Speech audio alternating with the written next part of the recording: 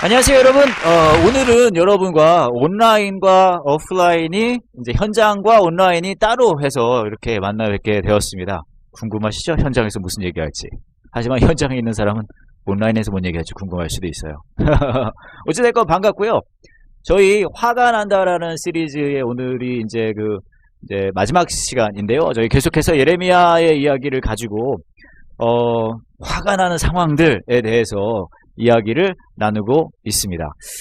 그래서 오늘 같이 볼 예레미야의 이야기는 예레미야 6장입니다. 예레미야 6장 8절부터 15절인데요. 제가 읽어드릴게요. 예루살렘아, 이 책망의 말씀을 들어라. 그렇지 않으면 내가 너를 버리고 네 땅을 황무지로 만들어 그 땅에 아무도 살지 못하게 할 것이다. 만군의 여호와께서 이렇게 말씀하셨다. 너희의 원수들이 포도나무에서 마지막 포도를 거두어들이듯 살아남은 이스라엘 백성을 찾아낼 것이다. 그러니 너는 아직 시간이 있을 때에 포도를 거두어들이는 사람처럼 가지마다 다시 한번 잘 살펴보아라. 내가 누구에게 말하겠습니까? 누구를 향해 경고하겠습니까? 누가 내 말에 귀 기울이겠습니까? 이스라엘 백성은 귀를 막고 있어 내 경고를 듣지 못합니다. 그들은 여호와의 말씀을 비웃으면서 그 말씀에 귀 기울이기를 싫어합니다.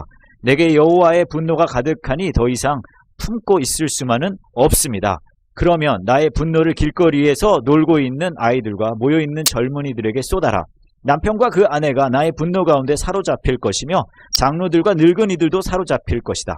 그들의 집은 남들에게 넘어갈 것이며 그들의 밭과 아내도 함께 넘어갈 것이다.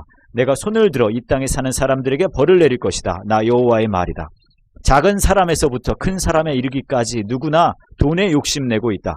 예언자와 제사장들까지 모두 거짓말을 하고 있다. 내 백성이 큰 상처를 입었는데도 그들은 아무렇지도 않게 여긴다. 평화가 없는데도 평화하고 말한다.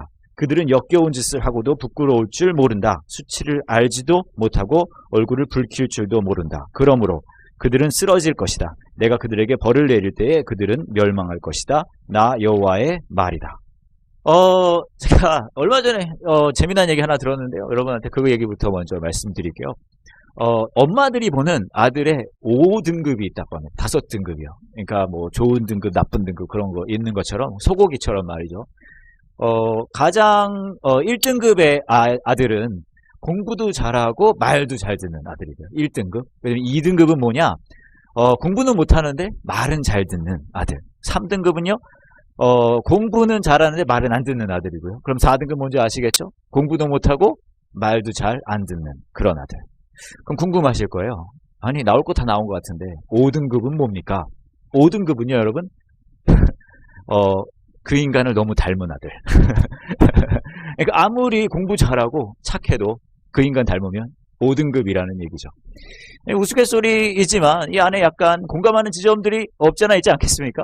무슨 말이냐 하면 이분이 화가 나 있는 거예요. 이 엄마들이 뭐에 대해 화가 나 있을까요? 그 인간한테 화가 나 있고 아들한테 화가 나 있는 거죠.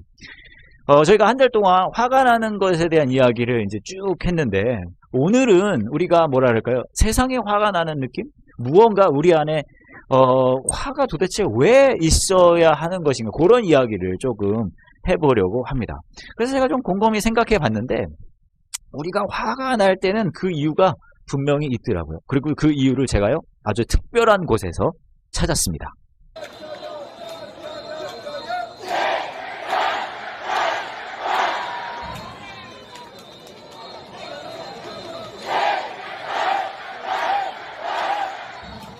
안녕하세요. 저는 오늘은 야구장에 또 나와서 여러분과 만나고 있습니다. 오늘은 특별히 뭐라 그럴까요? 저희 딸에게 한화 이글스 유니폼을 사준 날입니다. 보세요. 우리 좋아해요. 그런데 지금 스코어가 1대1이고 7회인데 엄청 시끄럽습니다. 저기 혹시 보이시나요? 저기? 신났어. 왜냐하면 1대0으로 지고 있다가 지금 동점을 만들었거든요. 근데 저분들이 막 신나서 확 하는데 웃기는 게 여러분 아시죠? 한화 이글스가 꼴찌팀이라는 거. 그런데도 저렇게 좋아해요. 그런데 저도 이렇게 나와서 응원을 하고 있습니다. 근데 꼴찌 할 때 보면 화딱지 나거든요. 잘 못할 때도 승질 나고. 그런데 이렇게 나와서 땀 흘려가면서 이렇게 응원하는 거. 좀 화가 나는 이유는 그저 못해서 그냥 성질이 나서 그냥 상황이 안 좋아서만은 아닌 것 같습니다. 뭔가 애착하기 때문에 화를 낼 수도 있지 않나, 그런 거죠.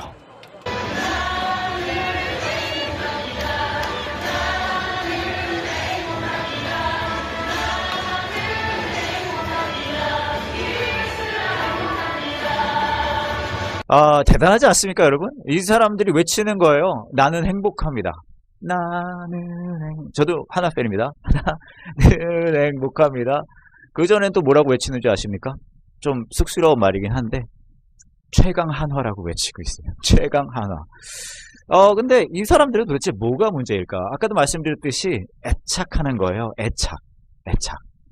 그런데 애착은 어떤 대상이 그냥 좋고 나쁘고의 문제가 아니라 그 애착하는 대상에 자신을 투영합니다.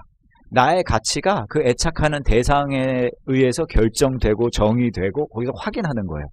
그러니까 한화 이글스에 애착하니까 잘못하면 화가 나더라도 또 잘하는 거 가끔 보면 기쁘고 그래요. 왜요? 나 자신의 가치를 거기에 투영하기 때문이에요. 근데 그게 꼭 한화 이글스만 그런 거는 아니죠. 우리 역시 마찬가지예요. 여러분의 삶 속에, 저의 삶 속에 화가 나는 일이 있는 것은 잘 생각해보면 대단한 일은 거의 없어요. 대신에 어떤 일이 있냐? 내가 애착하는 어떤 대상, 그 대상에 내 가치를 투영하기 때문에 그런 거예요. 자식 때문에 화가 나는 것은 그 자식에게 애착하고 내 가치를 투영하기 때문이죠. 직장에서 화가 나는 건 직장에서 나의 역할에 애착을 하는 거고 또 거기에 가치를 투영하는 거예요. 우리는 그것에 굉장히 몰입합니다. 그게 마치 전부인 것 같아요. 거기에 우리의 상황과 마음과 생각이 흔들립니다. 저도 최근에 그런 경험을 한 적이 있는데요. 제가 그냥 말씀으로 드리는 것보다 한번 보시는 게 좋을 것 같아서요. 제가 어떤 경험을 했는지 먼저 한번 보여드리겠습니다. 저한테 뭐라고 해주실걸요?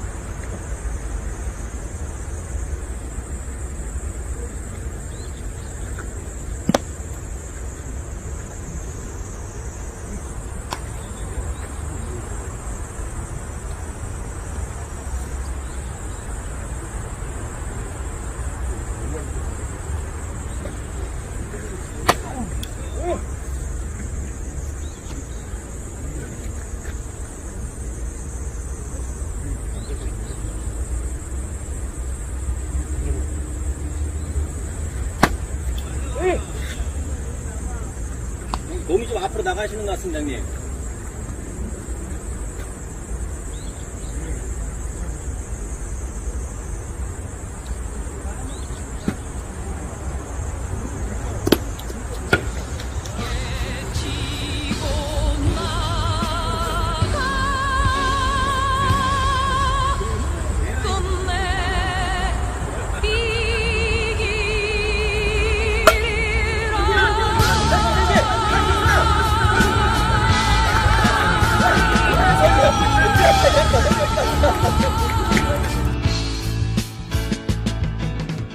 여러분 궁금하실 거예요. 도대체 이게 무슨 영상이지? 아마 눈치채신 분들은 많이 채셨을 텐데 방금 보신 영상이 제가 지금 이 유니폼 입고 있죠.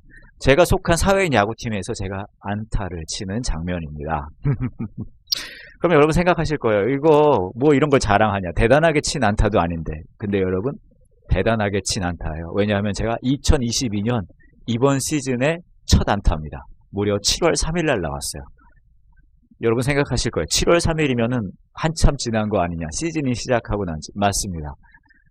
사회인 야구는 한 2월 중순이나 말이면 시작하니까요. 거의 한 5개월 만에 첫 안타를 쳤어요. 5개월 만에 첫 안타를 쳤고요. 그전에는 제가 16타수 무안타를 기록하고 있었습니다. 근데 이게 웃긴 게 잘 맞은 것도 아니고요. 그 전 타석에서는 또 삼진당했어요. 근데 제가 탕 친 게 2루 쪽으로 떼구르르 굴러갔는데 원래는 프로야구 같으면 아웃이겠죠. 땅볼 아웃. 그런데 제가 죽어라 달렸고요. 사회인 야구잖아요. 그래서 세이프 됐고 내야 안타로 기록이 됐습니다.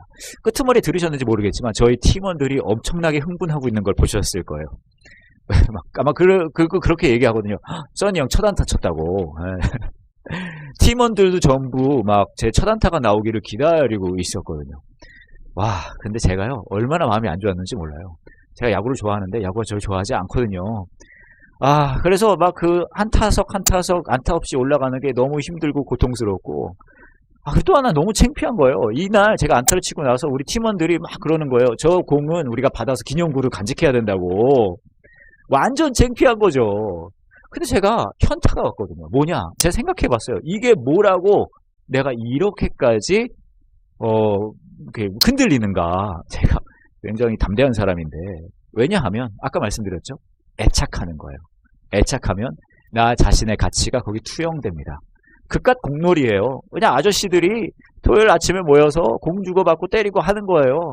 시간 지나면 아무 기억도 나지 않는 거죠? 그런데 그게 그렇게 나한테 영향을 끼쳐요. 왜냐하면 제가 거기다가 제 자신의 가치를 투영하거든요. 계속 삼진당하고 아웃되면은 제가 형편없어 보이는 거예요. 그나마 안타 하나 쳤는데 이렇게까지 다 좋아하고 난리 부리면 좀 창피한 거고요. 그렇게 우리는 우리 삶을 살아갑니다. 내 삶의 가치가 내가 애착하는 그것들에 의해 결정된다고 생각해요. 그게 안 되면 화가 나요. 내 삶의 가치가 그것뿐인 것 같은 느낌이 듭니다. 여러분도 아마 그러실 거예요. 여러분의 삶 속에서 왜 화가 나고 왜 불편하고 뭐가 힘드십니까? 왜냐하면 그 애착하고 있는 그 대상들이 여러분의 삶의 가치를 정한다고 생각하기 때문이에요. 오늘 이야기를 보시면은 예레미야가 그렇게 얘기해요.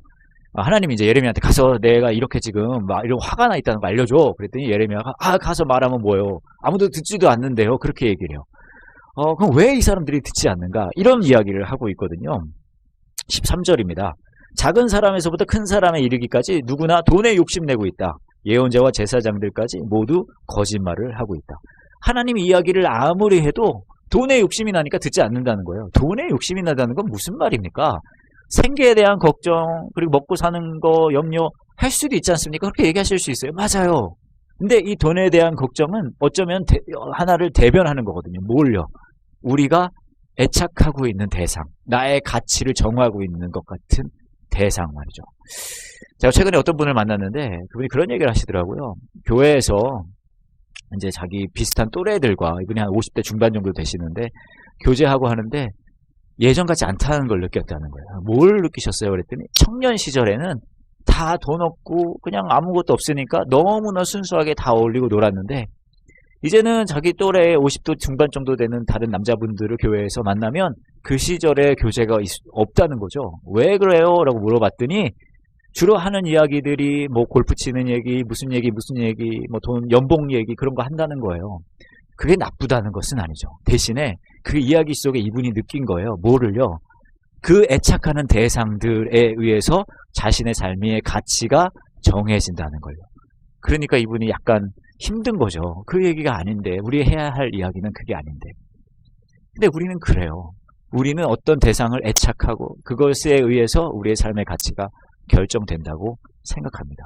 근데 제가 최근에 꼭 그렇지도 않을 수 있다는 생각이 들었던 경험이 있었어요. 지난 휴가 때 제가 어디를 갔었는데요. 그곳에서 그런 생각을 하게 됐거든요. 그래서 그곳으로 여러분을 안내하겠습니다.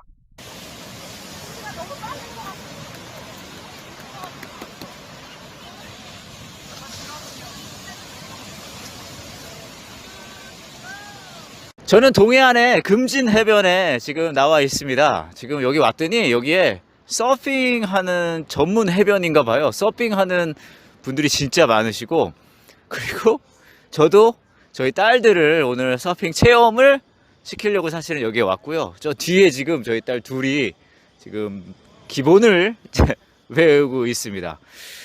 근데 저희가 이렇게 생각해 봤거든요. 오늘 아이들을 서핑을 맡기면서 무슨 생각을 했냐? 왜 나는 하고 싶지 않을까? 그 생각을 했죠. 왜냐하면 여기까지 와서 딸들을 서핑을 넣으면 아마 여러분도 비슷하게 생각할 수 있을 텐데, 나도 한번 체험해 볼 수 있지 않을까. 그런데 그게 몸이 땡기지가 않더라고요. 근데 좀 더 생각해 보니까 제가 어렸을 때도 이런 생각을 했었던 것 같아요. 뭐냐 하면, 어렸을 때 이런데 휴가 오고 그러면 몇 시간을 운전을 하고 막 가잖아요. 그러면은 어른들이 누워서 잠만 자요. 애들은 물에 들어가서 노는데, 그때 저는 이해할 수가 없었거든요. 아니 왜 여기까지 그 긴 시간을 운전하고 와서 누워서 자고 있는 것인가. 물에서 놀아야지. 근데 제가 어른이 돼 보니까 알겠더라고요. 저거 너무 서핑 좋아 보이고 해보고 싶은 마음이 요만큼은 있는데 하고 싶지가 않아요. 그것을 위해 옷 갈아입어야 되고 또 이 무거운 보드를 가지고 가야 되고 그게 너무 막 거추장스러운 거죠. 제가 바뀌었어요. 근데 생각해보면 우리 다 비슷한 것 같아요. 무슨 말이냐 하면 세상은 언제나 똑같지 않다는 거죠.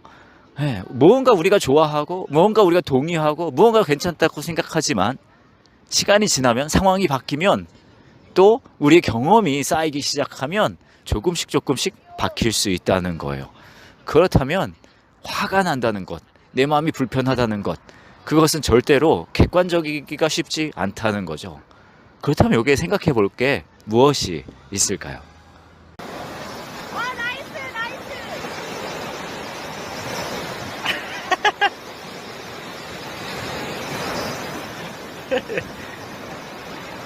시원한 바닷가 갔다 오시니까 어떠십니까? 어쩌면은 추우실 때 이야기를 듣고 계신 분도 있으실 수 있을 것 같으니 어찌됐건 간에 제가 깨달았거든요. 뭐냐 하면 애착하는 그 대상이 그 순간에는 내 가치를 결정하는 것 같고 전부인 것 같지만 영원하지 않다는 거예요. 어렸을 때 중요하게 생각하는 게 어른이 되면 중요하지 않을 수 있고요. 어른이 돼서 중요하다고 생각하는 것이 나중에 되면 또 중요하지 않을 수 있죠.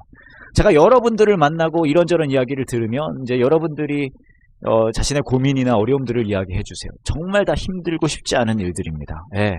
그 어느 것 하나도 가벼운 이야기, 무겁지 않은 이야기들이 없어요. 그런데 대부분의 이야기는 시간이 지나가면 또 상황이 어느 정도 해결이 되면 그렇게까지 고통스러운 일은 아닌 경우들이 많이 있더라고요. 하지만 우리는 거기에 집착하고 애착합니다. 왜냐하면 아까 말씀드렸듯이 내 삶의 가치가 그것에 의해 결정된다고 생각하거든요. 그리고 그것을 놓지 못해요.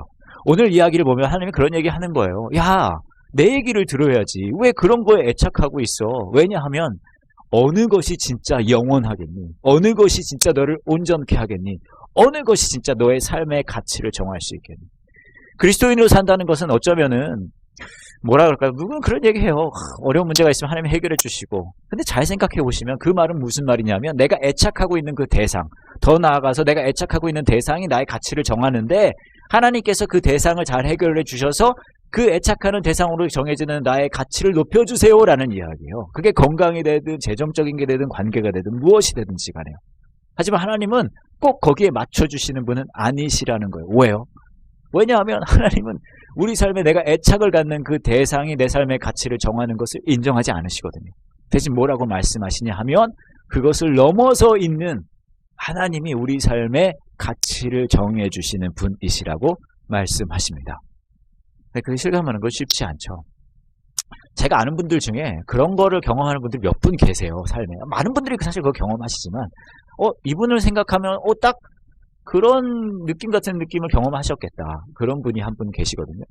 제가 사실 이분 많이 좋아해서 몇 번 뵙기도 하고 제 라디오 프로그램 인터뷰도 하고 했는데 2년여 전쯤에 저희 교회 크리스마스 이브를 온라인으로 이제 프로그램을 한 적이 있었어요. 그때 보여드리려고 제가 이분을 인터뷰를 한 적이 있습니다. 영상통화를 해가지고요. 근데 제가 크리스마스 이브 그날 당일에 잊어버리고 안 보여드렸어요. 어찌되고 그래서 제가 그분과 했던 그 대화가 인터뷰가 떠올라서 한번 여러분에게 이분과의 대화를 한번 보여드리려고 합니다. 한번 소개해드려 볼게요. 같이 보시죠. 안녕하세요, 교수님. 잘 지내셨어요? 네, 안녕하세요.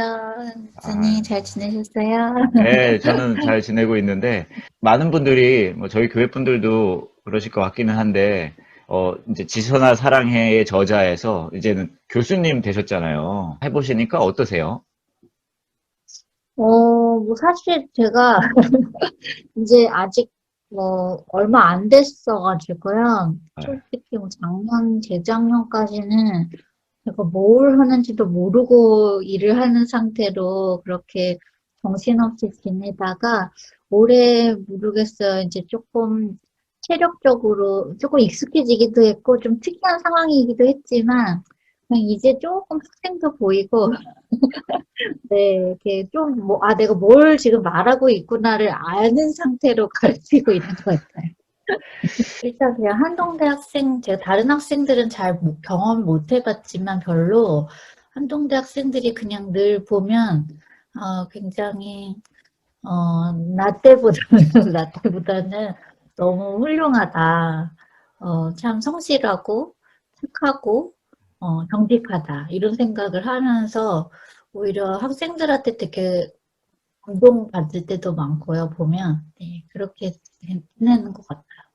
삶의 스토리로 이제 많은 분들에게 또 책으로 강연으로 방송 출연도 하시고 이렇게 희망을 주고 그런 일들을 많이 하셨는데 학생들을 만나서 이제 가르치는 일을 하시면서 또 그런 일이 조금 있었나요? 이렇게 격려를 주고 뭐 그런 일들. 제가 가르치는 학생들도 있고 아닌 학생들도 만나게 되거든요. 그래서 네. 이렇게 또 한동대는 워낙 학생이랑 교수 사이를 되게 가깝게 지내는 학교여서 네. 학생들이 잘 찾아오기도 하고 예. 그래서 네, 어려운 얘기들 뭐 어디 가서 못 해봤었던 얘기들 나누는 학생들도 있고요. 네. 그래서 감사하게 또 어쩌면 이제 학생들이 제가 막 제 얘기를 하지 않아도 예. 이미 알고 있기 때문에 그렇죠. 그러니까요. 그런 얘기 하기가 좀 편한 수도 있겠다 그런 생각을 하게 되더라고요. 그래서 좀 네, 그런 얘기들 하더라고요. 어려운 얘기. 그래서 아유 고민이 많구나 이렇게 생각도 들고. 푸르메 재단 홍보 대사 활동은 계속 하고 계세요? 네네네 그렇죠. 올 한해는 좀 쉽지 않으셨을 텐데 어떻게 하셨어요? 네, 그래서 그냥 푸르메재단도 뭐 비영리 단체들이 지금 다 좀 어려운 상태인 것 같아요. 그래서 예.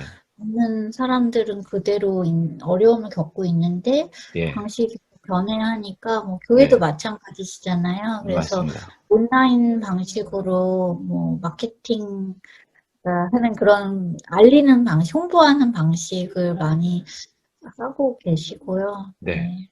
푸르메 재단 모르시는 분들도 있을 수 있으니까 소개 잠깐만 해주실 네. 수 있으세요? 네. 네, 푸르메 재단은 2005년에 시작을 했고요. 처음에 시작은 이제 장애를 가진 어린 아이들을 돕는 재단으로 시작을 했어요. 재활병원을 짓고자 시작을 했고요. 예. 그래서 이제 재활병원이라는 게 돈이 안 되는, 이제 경영을 하면 할수록, 운영을 하면 할수록 돈이 안 되는 구조일 수밖에 없고요. 이렇게 치료라는 것이. 그래서 이렇게 큰 병원들에서 하려고 하지 않고, 특히나 어린이 재활병원은 더더욱이 하기 어려운 구조인 거예요. 그래서 그 병원은 이제 민간에서 이제 비영리 단체가 한번 지어보자 하고 시작을 해서, 무려 11년이 걸려서, 네, 이제, 또 국가에서 땅을 주시고, 또, 민간에서 한 10,000명의 시민이 후원하시고, 기업이 후원하셔서,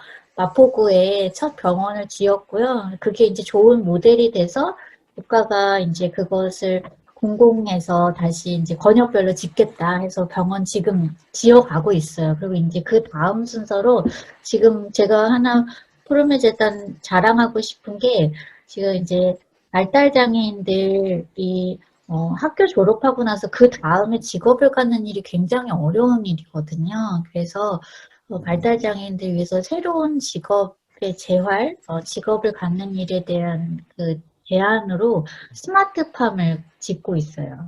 스마트팜이요. 네네. 이거 그 동물농장 같은 건가요? 동물농장, 식물농장인데요. 네, 식물농장인데 이게 농사가 쉬운 일이 아니잖아요. 그렇죠. 근데 스마트팜을 통해서 이제 여러 가지 농사의 어려운 일들이 이런 테크놀로지를 이용해서 농사를 짓기 때문에 훨씬 이제 수확량도 많아지고 그러다 보니 적은 그러니까 에너지를 들이고 더 많은 수확물을 얻어서 그래서 이 발달장애인들이 거기서 일하고요. 제대로 된 월급을 받을 수 있는 구조를 갖추는 아, 그런 진짜 농업이네요. 네네네 농업을 저는 하는 스마트팜이라 그래서 무슨 온라인에 뭐 네네 아니에요 게임이 그래 아니에요. 그래서 게임 같은 거를 생각했는데 진짜 농사를 네네. 짓는데 네. 그게 이제 현대 IT 쪽 뭐 발달된 그걸로 더 적은 인력이 더 생산적으로 할 수 있고 그리고 발달장애 가지신 분들이 하실 수 있다. 네네, 얼마든지 농사를, 큰 노력을 들이지 않고 할 수 있도록 만드는 그런 농장을 짓고 있고요. 그래서 이제 어. 이게 좀 새로운 모델을 제시하려고, 그래서 아. 원래 뭐 식물을 기르고 하는 것 자체가 사실 사람들에게 위안과 위로를 주잖아요. 그렇죠. 네, 그래서 뭐 케어팜이라는 형태로 이렇게 뭐 이제 뭐 환자분들에게도 그렇게 노인분들에게도 제시가 됐었는데 그거를 같이 접목해서 네, 생산량을 아. 늘리는 그런 대안을 지금 모델을 꿈꾸고 짓고 있어요. 네. 아니, 우리 교수님은 그 푸르메 재단 그 홍보대사 일을 하시면서 마라톤도 하셨잖아요. 네, 뭐 옛날 옛적이긴 옛날 한데요. 네, 옛적에 나 때는 시절에. 좋네요. 네. 근데 그때도 뭐 원래 마라톤에 관심이 전혀 없으셨는데 뛰시게 되셨고 이제는 농사 쪽까지도 이제 이걸로 네, 연계가 돼가지고 관심 갖게 되시는 거네요. 네, 뭐, 근데 농사는 제가 약간 관심이 계속 있었어요. 그래서 저도 아, 땡기로 하는 농사 몇 번 해보고 되게 재밌어, 아, 실제 해보고 싶다 그런 마음이 있었거든요. 그래서, 아, 아, 네네네. 그래서 아마 좀, 뭐, 예, 기대를 더 하게 되는 것 같아요, 제가. 그렇군요. 아, 네. 제가 저도 푸르메 재단 이사장님인가 인터뷰를 해본 적이 있는데 아, 네. 그 시작을 하시게 된 계기가 아내 되시는 분이 그 맞아요. 교통사고를 당했는데 재활을 할 수 있는 곳이 한국에 국내에 하나도 없다는 것을 이제 보시고 너무 안타까운 마음에 이제 시작을 하셨다라는 네. 얘기를 저도 들었어요. 근데 네. 이제 우리 교수님도 정말 삶의 큰 터닝 포인트가 어쩌면 그 비슷한 상황이셨기 네. 때문에 또 정말로 태어날 때부터 장애를 가지신 분들도 분명히 계시겠지만 물론 그분들도 마찬가지긴 한데 전혀 예상하지 못했던, 생각하지 못했던 상황이 갑작스럽게 확 오시는 분들이 어떻게 살아야 되나라는 것을 고민할 때 이제 그것을 네. 돕는 과정인 거잖아요. 병원도 그렇고 요것도 그렇고. 그래서 참 의미 있는 것 같아요. 네, 맞아요. 그래서, 이게, 뭐, 사회복지를 제가 전공해서 지금 하는 건데, 예. 보면, 하나님이 왜 이렇게 이웃을 사랑하라고 하셨는지 좀 약간 알 것 같은, 정말 사실은 뭐, 저도 비슷한 경험을 하게 돼서, 아, 저 사람도 이런 어려움이 있겠구나 하는 마음을 가지고 일을 시작하게 됐지만, 사실은 완벽한 타인이잖아요. 그렇죠. 근데 전혀 몰랐던 사람들을 그리고 그들이라고 불렀던 사람들을 돕는 일이 어, 생각보다 굉장히 행복한 일이 되는 것 같아요. 그래서 하나님이 우리를 행복하라고 내 이웃을 사랑하라고 하셨던 것 같다는 생각이 좀 요즘에 드는 것 같아요. 그 교수님 이제 스토리 중에 네, 의사 선생님이 이제 가장 그 아픈 게 심하셨을 때 다시는 이제 방에서 나오지도 못할 거라고 말씀하셨는데 나중에 이제 많은 분들이 그 책을 통해서 방송을 통해서 알아보시고 막 응원해주고 사실 그분들이 막 직접적인 도움을 주시지는 않았지만 그 응원의 이야기가 이제 완전히 삶을 또 바꾼 이제 케이스이신 거잖아요. 그러니까 맞아요. 네, 그게 같은 이야기인 것 같거든요. 그 응원해주고 사랑해주고 관심 가져주고 또 물질적으로 할 수 있으면 돕기도 하고 정말 저도 진짜 뭐 완전한 타인으로부터 너무나 많은 응원을 받았던 사람이고, 네. 그게 얼마나 큰지를 아는 사람이 됐으니까요. 그래서 이런 일을 더 이렇게 즐겁게 할 수 있는 것 같아요. 예, 지금도 굉장히 열심히 하시잖아요. 이거 홍보 네, 대사 네. 일을. 최근에 그래서, 청와대도 갔다 오셨다면서요? 네, 그랬더라고요. 네, 그래서 그거 얘기 좀 해주세요. 청와대 갔다 오신 얘기 좀. 그 연말에 청와대에서 이렇게 기부 나눔하는 이런 비영리 단체들을 홍보대사화해서 이렇게 초청을 하셔서 대통령이 기부하시는 행사를 한 아, 거예요. 그래서 거기에 이제 제가 홍보대사로 푸르메 재단과 함께 간 거고요. 네. 그래서 그냥 저는 뭐 얼떨결에 어느 날 가자 그러셔서 갔다 왔는데, 주변에서들 현직 대통령을 만나는 건 굉장히 대단한 일이라고 그래서 그렇구나 이렇게 오, 청와대 정도는 얼떨결에 갔다 오는 플렉스시군요. 네, 제가 자꾸 말씀드렸지만 별 생각이 없는 애여서 갔다 오고 나니까, 아, 대단한 일이었구나, 이런 생각을 하게 근데 이제 됐거든요, 저도. 이런 걸 통해서 또 많은 분들이 또 푸르메 재단 또 도움이 필요하시면 우리 다 도움이 필요한 사람들이긴 하잖아요, 사실. 네. 근데 그분들이 좀 특정한 상황에서 도움이 필요하신 분들에게 더 관심을 가질 수 있는 그런 역할을 해주시는 거니까. 진짜 마지막으로 저희 교회 가족분들한테 인사 한마디 해주세요. 연말 인사. 네, 이렇게, 네, 이렇게 온라인으로, 이렇게 화면으로 인사를 드리게 돼서 참, 아쉽지만 또 이렇게 불러주셔서 정말 감사하고요. 네, 또, 목사님 덕분에 또, 이렇게 제가 함께하고 있는 재단에 대한 이야기도 들려드릴 수 있게 돼서 너무 감사하고요. 네, 또, 여러분들, 어느 때보다 우리가 참 지금 이렇게 남들하고 접촉하면 안 된다고 하는 때지만, 우리가 어느 때보다 공동체가 너무 중요한 때인 것 같아요, 지금. 맞습니다. 네. 서로 마음을 멀리 두지 않고 가까이 두고 함께 있다는 사실을 기억하면서 연말을 지낼 수 있으면 좋겠습니다. 네. 감사합니다. 바쁘신데 네. 인터뷰 응해주셔서 감사하고요. 가족들하고 보드게임 재밌게 하세요. 네, 고맙습니다. 예, 고맙습니다, 교수님. 네, 안녕히 계세요. 네. 여러분 다 아시죠? 예, 우리 이지선 교수님입니다. 근데 저는 아까 인터뷰에도 조금 이야기했지만 이분이 그 얘기한 거 생각나거든요. 무슨 말이냐, 어떤 거냐 하면 이분이 그 교통사고를 겪으시고 정말로 이분이 가치를 정하는 것 같은 많은 것들을 잃어버리셨어요. 너무 아름다운 여자분이셨고 그 외모, 그리고 건강, 또 미래, 그 외에도 인간관계, 자신에 대한 자존감, 이 모든 것들을 잃어버리셨었잖아요. 그러고 의사 선생님이 그렇게 말씀하셨대요. 이제는 세상에 나올 생각하지 말라고. 하지만 아까 보셨듯이 같은 그 비슷한 어려움, 절망을 겪고 있는 분들에게 힘이 되는 일을 지금 하고 계십니다. 모두가 다 이런 삶을 살 거라는 말씀을 드리려는 건 아니에요.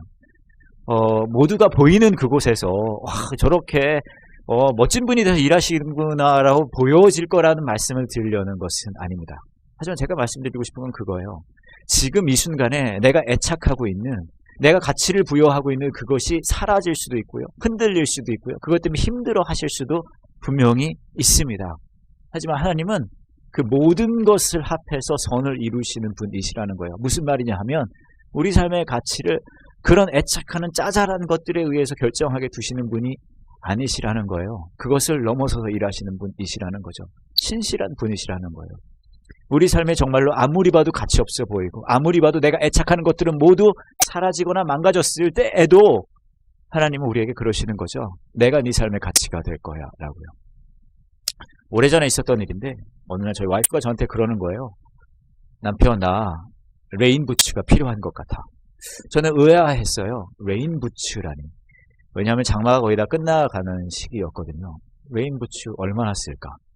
하지만 저는 그렇게 이제 아내에게 말할 수는 없죠. 그래서 제가 이런 식으로, 그 당시에는 제가 철이 없어요. 이런 식으로 많이 얘기를 한 적이 있어요. 뭐라고 얘기했냐면, 좋은 생각이야. 근데 예수님이라면 어떻게 하실까? 아주 나쁜 놈인 거죠. 예수님이라면 어떻게 하실까? 근데 제가 약간 어느 이쪽으로 약간 유도하고 싶은 거였어요. 근데 저희 와이프가 그렇게 얘기하더라고요. 한참을 생각하더니 저한테 그렇게 말하는 거예요. 예수님이라면 이왕 살 거면 천연 생곰으로 살아 하실 것 같아. 너무 지혜롭지 않습니까? 근데 우리가 그래요. 내가 애착하는 어떤 것이 있고 그것을 통해서 내 가치가 결정될 거라고 생각합니다. 그리고 하나님은 그것을 통해서 일해 주시는 분이라고 생각해요. 우리에게 선한 것들을 주시는 분 맞고요. 우리가 애착하는 것들을 허락하시는 분도 맞아요. 하지만 하나님께서는 우리의 애착하는 대상을 넘어서서 우리 삶의 진짜 가치가 되기를 원하시거든요. 여러분의 삶 속에 애착하는 그 대상 때문에 여러분의 가치가 훼손되는 것 같은 느낌을 받는 분들 많이 계실 거예요. 사랑하는 가족이 될 수도 있고 건강이 될 수도 있고요. 관계가 될 수도 있고요. 직장이 될 수도 있고 커리어가 될 수도 있어요. 아무리 생각해도 여러분은 가치 없는 사람인 것 같이 느껴질 거예요. 그리고 그게 화가 나죠. 왜 내가 그 애착하는 그 대상을 그렇게까지 얻지 못해야 하는지, 누리지 못해야 하는지. 근데 하나님은 그 과정 속에서 어쩌면 그거 보여주시고 싶으신 것 같거든요. 그게 아니라 내가 너의 삶에 가치가 되고 싶다고. 그럼 우린 그렇게 말해요. 못 믿겠다고. 그렇기 때문에 하나님은 저와 여러분에게 먼저 우리를 그분의 궁극의 가치로 삼으셨다는 증거를 보여주십니다. 그게 뭘까요? 십자가의 사랑이죠. 우리는 짜잘한 애착하는 대상에서 우리의 가치를 찾을 때 하나님은 가장 애정하는, 가장 사랑하는 아들을 이 땅에 보내셔서 수모당하게 하시고 고통당하게 하시고 죽게 하시는 것을 마다하지 않으셨어요. 왜 그러실까요? 왜냐하면 그만큼 저와 여러분의 가치가 되고 싶으시다는 거예요. 저희가 한 달 동안 화가 나는 이야기들에서 많이 이야기를 나누었습니다. 모르겠어요. 여러분의 화가 나는 상황들이 어떤 상황들이 있는지. 근데 화가 나는 상황들은 언제나 그거인 것 같아요. 물론 그때는 쉽게 보이진 않거든요. 기회인 거예요. 어떤 기회일까요? 그 화가 남 속에서 하나님의 마음과 하나님의 생각과 하나님이 우리를 향한 그 신실하심을 다시 발견할 수 있어요. 근데 화난 사람한테 이거 바로 가서 얘기하면 안 돼요. 더 화나거든요. 근데 그러신 것 같아요. 솔직하게 있는 모습 그대로, 화난 마음 그대로 애착하는 거 붙들고 오라고요. 그리고 그렇게 말씀하시겠죠. 그러면 내가 너를 놓지 않는다는 거를, 내가 너를 그만큼 애착한다는 거를, 내가 너를 그만큼 가치 있게 여긴다는 것을 보여주고 싶어. 내가 너의 하나님 된다는 것을 알게 해주시고, 그 하나님을 놓치지 않고 누릴 수 있는 저와 여러분 되기를 원합니다. 이 시간 잠깐 같이 기도할게요. 이 시간 같이 기도하실 때 여러분의 삶을 지금 여러분의 마음을 불편하고 있는 것이 있다면 무엇이 있습니까? 한번 생각해 보셨으면 좋겠어요. 그냥 화가 나는 사람은 없어요. 아마도 아까 말씀드렸듯이 어떤 애착하는 대상이 있을 거예요.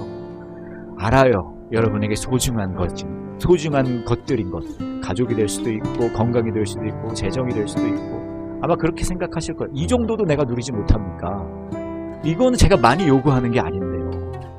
알아요. 그 화나는 마음을, 그 애착하는 마음을, 그 실망하는 마음을 하나님 앞에 그대로 내어두었으면 좋겠어요. 하나님 제가 화가 나 있어요.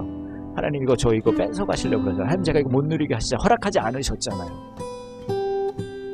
그렇게 여러분의 마음을 하나님 앞에 내어놓을 때 하나님께서는 저와 여러분의 마음에 그렇게 말씀하실 것 같아요. 그 아픈 마음, 그 슬픈 마음 내가 알아.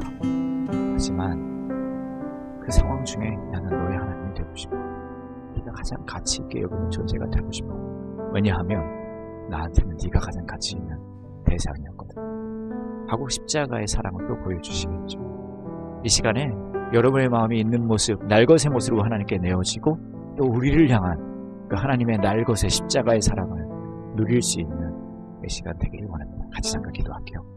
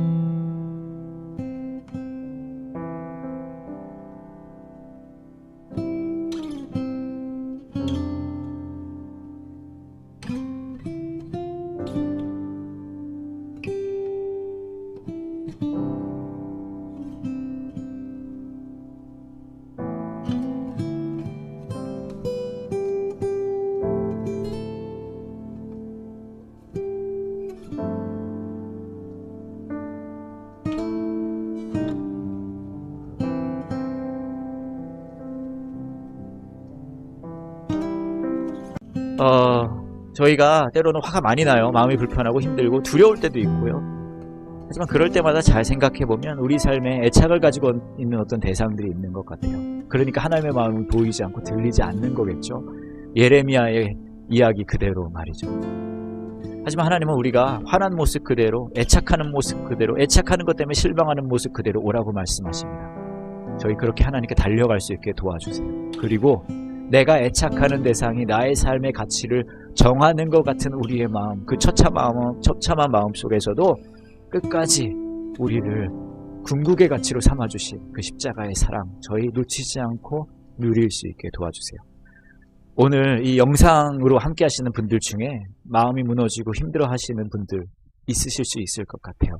그 마음을 하나님께서 만져주시고 이 세상 그 어떤 것도 위로할 수 없는, 회복할 수 없는 그 마음을 하나님의 그 놀라우신 십자가의 은혜와 사랑, 그 보혈의 능력으로 회복시켜 주시기를 원합니다. 그렇게 우리 있는 모습 그대로 하나님께 날것의 모습으로 달려갈게요. 그 하나님이 우리를 향한 그 날것의 사랑 누릴 수 있게 도와주세요. 감사합니다. 예수님의 이름으로 기도합니다. 아멘.